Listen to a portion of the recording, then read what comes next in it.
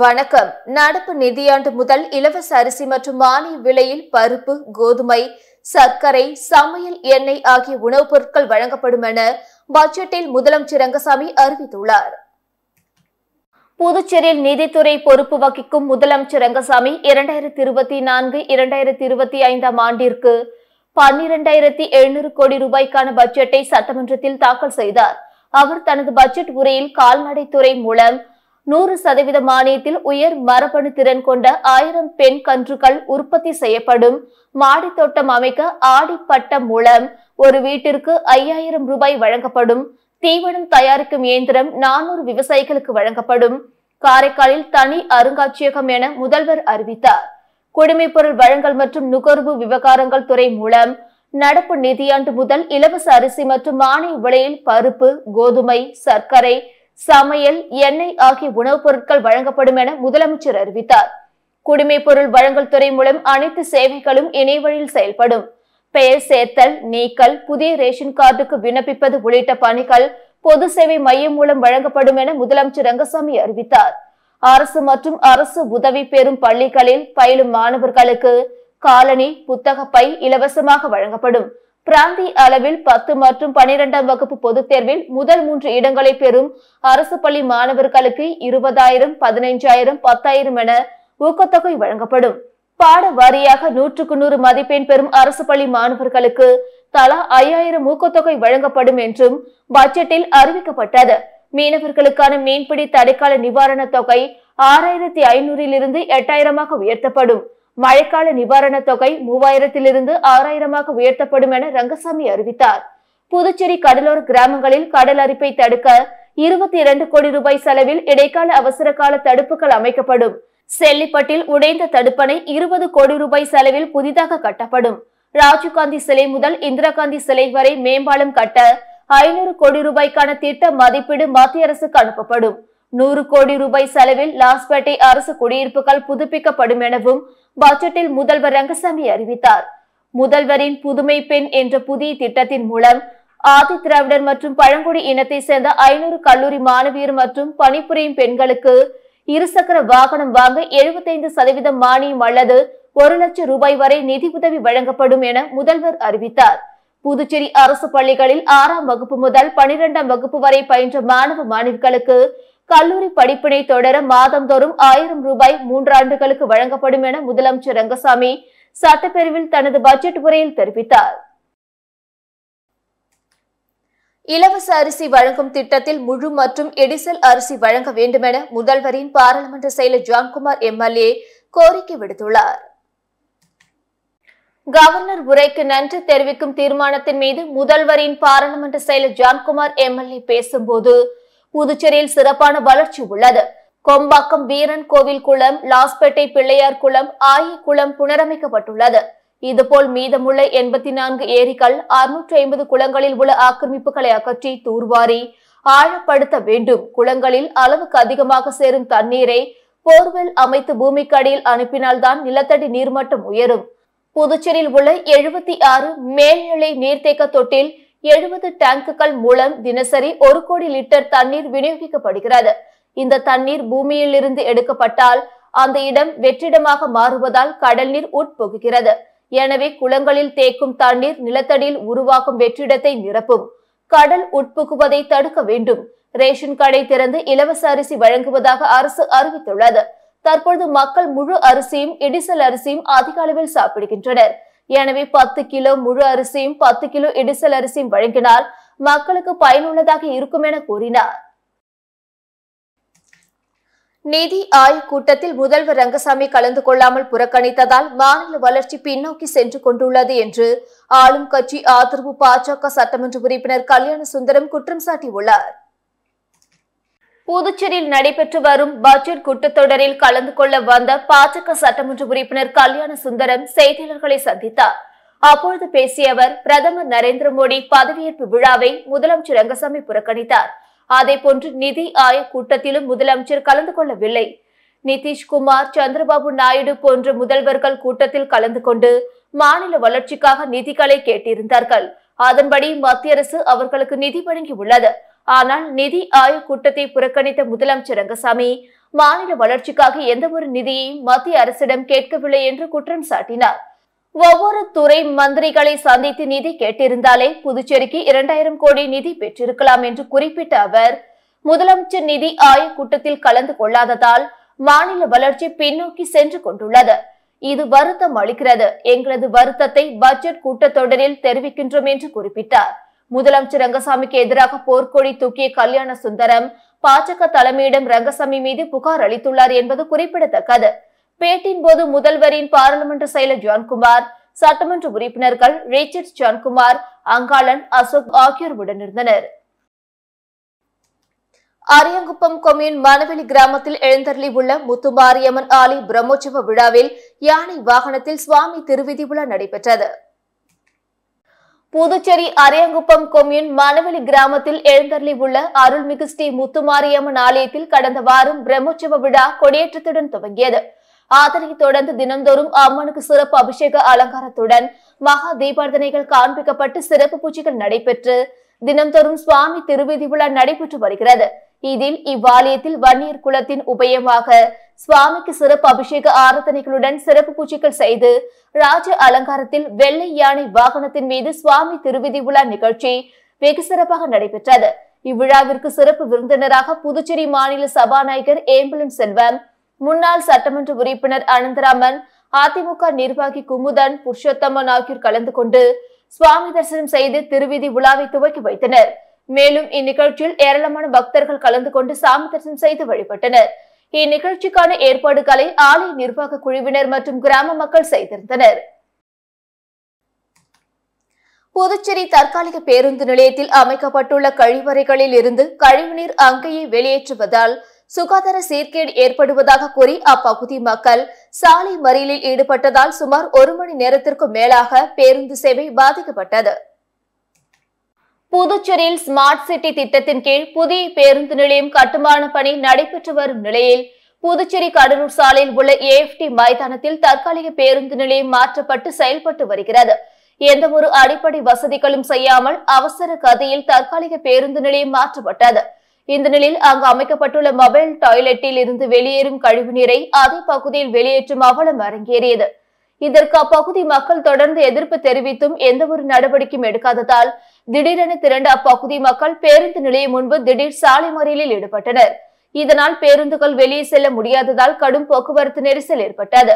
இது குறித்து தகவல் அறிந்த போலீசார் சம்பவ இடத்திற்கு விரைந்து வந்து பேச்சுவார்த்தை நடத்த வந்த போலீசாருக்கும் அப்பகுதி மக்களுக்கும் கடும் வாக்குவாதம் ஏற்பட்டது. தொடர்ந்து சம்பந்தப்பட்ட அதிகாரிகள் வந்து நடவடிக்கை எடுக்கப்படும் என உறுதி அளித்ததை தொடர்ந்து போராட்டம் கைவிடப்பட்டது. இதனால் சுமார் 1 மணி நேரத்திற்கு மேலாக பேருந்து சேவை பாதிக்கப்பட்டது. முத்தியால்பேட்டை ஸ்ரீ பெரிய பாளையத்தம்மன் ஆலய ஆடி மாத விழாவை முன்னிட்டு நடைபெற்ற 108 பால்குட ஊர்வலத்தில் திரளான பெண்கள் பால்குடமேந்தி ஊர்வலமாக சென்று அம்மனை வழிபட்டனர். புதுச்சேரி முத்தியால்பேட்டை காந்தி வீதியில் அமைந்திருக்கும் ஸ்ரீ பெரிய பாளையத்தம்மன் ஆலய ஆடி மாத விழா கொடியேற்றம் கடந்த 15ஆம் தேதி நடைபெற்றது. இதனை முன்னிட்டு நாள்தோறும் அம்மனுக்கு சிறப்பு அலங்காரம் செய்யப்பட்டு அபிஷேகம் செய்யப்பட்டது. இந்த நிலையில் முக்கிய நிகழ்வான இன்று 108 பால்குட ஊர்வலம் சிறப்பாக நடைபெற்றது. இதில் முத்தியால்பேட்டை மற்றும் சுற்றுவட்டார பகுதிகளை சேர்ந்த பெண்கள் திரளாக கலந்து கொண்டு பால்குடமேந்தி ஊர்வலமாக சென்று அம்மனை வழிபட்டனர். இந்த நிகழ்ச்சிக்கான ஏற்பாடுகளை கோவில் நிர்வாகிகள் செய்திருந்தனர். மதகடிப்பட்டு களித்தீர்த்தால் குப்பம் பகுதியில் தீ விபத்தில் பாதிக்கப்பட்ட குடும்பத்திற்கு அங்காளன் MLA நேரில் சென்று நிவாரண உதவி வழங்கி ஆறுதல் கூறினார். திருப்பூணி சட்டமன்ற தொகுதிக்குட்பட்ட மதகடிப்பட்டு அடுத்த களித்தீர்த்தால் குப்பம் திருக்கனூர் சாலையில் வசித்து வருபவர் வெற்றிவேல் மனைவி கம்சலா. கணவனை இழந்த இவர் தற்பொழுது கூலி வேலை பார்த்து வருகிறார். இந்நிலையில் நேற்று வழக்கம் போல் இவர் வேலைக்கு சென்ற பின் இவரது கூரை வீடு தீப்பற்றி எரிந்தது. இதில் வீட்டினுள் இருந்த துணிமணிகள், ஏர்கூலர், AC, கிரைண்டர், மிக்சி, மளிகை பொருட்கள், பாத்திரங்கள், உடைமைகள், ரொக்கப்பணம் ரூபாய் 10,000 உட்பட சுமார் ரூபாய் 2 லட்சம் மதிப்புள்ள பொருட்கள் எரிந்து நாசமானது. தகவல் அறிந்த திருப்புணை தொகுதி MLA அங்காளன் நேரில் சென்று பாதிக்கப்பட்ட குடும்பத்திற்கு ஆறுதல் கூறி சொந்த செலவில் நிவாரண உதவி வழங்கினார். மேலும் புதுச்சேரி அரசு வருவாய்த்துறையின் மூலம் நிவாரண உதவிகளை வழங்கிட நடவடிக்கை எடுப்பதாக சட்டமன்ற உறுப்பினர் அங்காளன் பாதிக்கப்பட்ட குடும்பத்தினரிடம் உறுதியளித்தார். 12ஆம் வகுப்பு துணைத் தேர்வில் தேர்ச்சி பெற்றவர்கள் நீட் அல்லாத படிப்புகளுக்கு விண்ணப்பிக்க வரும் 5ஆம் தேதி கடைசி நாளாக அறிவிக்கப்பட்டுள்ளது. இது தொடர்பாக சென்டாக் ஒருங்கிணைப்பாளர் அமன் சர்மா வெளியிட்டுள்ள செய்திக்குறிப்பில் 2024-2025 கல்வியாண்டுக்கான இளநிலை நீட் அல்லாத தொழில்முறை மற்றும் கலை அறிவியல் மற்றும் வணிக படிப்புகளுக்கு விண்ணப்பிக்காத +2 துணைத் தேர்வில் வெற்றி பெற்ற மாணவ மாணவிகளுக்கு வாய்ப்பளிக்கும் வகையில் சென்டாக் ஒரு வாய்ப்பு அளித்து அறிவிப்பு வெளியிட்டுள்ளது. அவர்கள் சென்டாக் இணையதளத்தில் 1ஆம் தேதி முதல் விண்ணப்பிக்கலாம். ஆன்லைனில் விண்ணப்பிப்பதற்கான கடைசி தேதி வரும் 5ஆம் தேதி திங்கட்கிழமை மாலை 5 மணி ஆகும். மேலும் விவரங்களுக்கு www.sentakpuducherry.in என்ற இணையதளத்தை பார்க்கவும். விண்ணப்பத்தை ஒருமுறை சமர்ப்பித்தால் திருத்த முடியாது. விண்ணப்பத்தை பூர்த்தி செய்யும் போது விண்ணப்பதாரர் சமர்ப்பிக்கும் முன் மிகுந்த கவனம் செலுத்த வேண்டும். பாட விருப்ப தேர்வுகளை சமர்ப்பிப்பதற்காக தனி செய்தி குறிப்பு பின்னர் வெளியிடப்படும் என்று அவர் கூறியுள்ளார். புதுச்சேரி அரசு மேல்நிலைப் பள்ளிகளில் இடம் கிடைக்காத மாணவர்களுக்கு 11ஆம் வகுப்புக்கான சேர்க்கைக்கான கலந்தாய்வு நடைபெற உள்ளது. இது தொடர்பாக புதுச்சேரி பள்ளி கல்வி இணை இயக்குநர் சிவகாமி வெளியிட்டுள்ள செய்திக்குறிப்பில் 2024 முதல் 2025 கல்வியாண்டில் புதுச்சேரி பகுதியில் உள்ள அரசு மேல்நிலைப் பள்ளிகளுக்கு 11ஆம் வகுப்பு சேர்க்கைக்காக விண்ணப்பித்து கலந்தாய்வின் போது இடம் கிடைக்க பெறாதவர்களும் அண்மையில் 10ஆம் வகுப்பு துணை பொதுத் தேர்வில் தேர்ச்சி பெற்றவர்களும் இதுவரை எந்தவொரு பள்ளியிலும் சேராத மாணவ மாணவியர்களுக்கும் இறுதி வாய்ப்பாக கலந்தாய்வு நடத்தி 11ஆம் வகுப்பில் சேர ஆணை வழங்கப்பட உள்ளது. எனவே 11ஆம் வகுப்பில் இடம் பெறுவதற்காக மாணவ மாணவியர்கள் தங்களின் 10ஆம் வகுப்பு மதிப்பெண் நகலையும் மாற்று சான்றிதழையும் மற்றும் ஜாதி வருமான சான்றிதழ்களையும் எடுத்துக்கொண்டு பெற்றோருடன் நாளை முதல் 5ஆம் தேதி வரை குருசுக்குப்பம் NKC அரசு மேல்நிலைப் பள்ளியில் நடைபெறும் கலந்தாய்வில் கலந்து கொள்ளுமாறு கேட்டுக் கொள்ளப்படுகிறார்கள். அதேபோல் இன்று முதல் வரும் 5ஆம் தேதி வரை தினமும் 499 முதல் 300 மதிப்பெண்கள் வரை பெற்ற மாணவர்கள் காலை 9:30 மணிக்கு நடைபெறும் கலந்தாய்விலும் 299 முதல் 175 வரை பெற்றவர்கள் காலை 11:30 மணிக்கும் 499 முதல் 175 வரை குடியிருப்பு சான்றிதழ்கள் பெறாதவர்கள் மாலை 2:30 மணிக்கு நடைபெறும் கலந்தாய்வில் கலந்து கொள்ளலாம் என்று அவர் கூறியுள்ளார். புதுச்சேரியில் மிகவும் பிரசித்தி பெற்ற ஸ்ரீ வேதபுரீஸ்வரர் கோவிலில் வளர்பிறை பிரதோஷ பூஜையில் திரளான பக்தர்கள் பங்கேற்று சாமி தரிசனம் செய்தனர். புதுச்சேரியில் மிகவும் பிரசித்தி பெற்ற வளர்பிறை பிரதோஷ நாளில் நந்தி தேவரை வணங்குவது மிகவும் சிறப்பு. அருள்மிகு திரிபுர சுந்தரி சமேத ஸ்ரீ வேதபுரீஸ்வரர் கோவிலில் பிரதோஷ பூஜை விமர்சையாக நடைபெற்றது. இந்த வளர்பிறை பிரதோஷ நாளில் நந்தி பகவான் மற்றும் மூலவர் வேதபுரீஸ்வரருக்கு பால், தயிர், இளநீர், பன்னீர், சந்தனம், திருநீர் உள்ளிட்ட பல்வேறு வாசனை திரவியங்கள் கொண்டு சிறப்பு அபிஷேக ஆராதனைகள் நடத்தப்பட்டது. தொடர்ந்து அலங்கரிக்கப்பட்ட நந்தி மற்றும் மூலவருக்கு மகா தீபாரதனை காண்பிக்கப்பட்டது. இதில் திரளான பக்தர்கள் பங்கேற்று சாமி தரிசனம் செய்தனர். ஏம்பலம் ஸ்ரீ முத்துமாரியம்மன் ஆலயத்தில் அமைந்துள்ள அருள்மிகு ஸ்ரீ வடிவாம்பிகை உடனுரை ஸ்ரீ சந்திர மௌலீஸ்வரர் பெருமானுக்கு ஆடி மாத தேய்பிறை பிரதோஷ வழிபாடு நடைபெற்றது. நெட்டப்பக்கம் கொம்யூன் ஏம்பலம் அருள்மிகு ஸ்ரீ முத்துமாரியம்மன் ஆலயத்தில் அமைந்துள்ள அருள்மிகு ஸ்ரீ வடிவாம்பிகை உடனுரை ஸ்ரீ சந்திர மௌலீஸ்வரர் பெருமானுக்கு ஆடி மாத தேய்பிறை பிரதோஷ வழிபாடு நடைபெற்றது.